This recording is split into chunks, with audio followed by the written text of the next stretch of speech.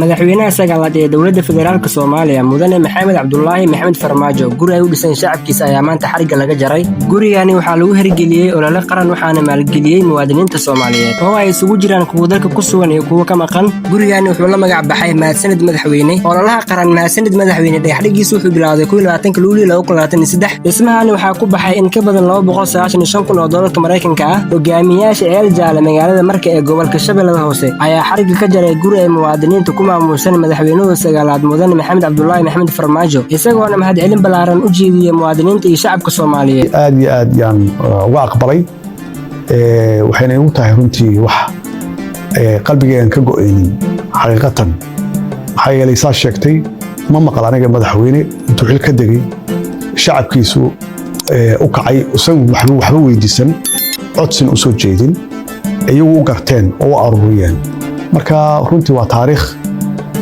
cusub oo wanaagsan oo qofkii dee ummadda u shaqeeya in lagu abaal mariyo tan oo kale runtii waa wax aad iyo aad u wanaagsan waana soo dhaweeyey aad baan u soo dhaweeyey.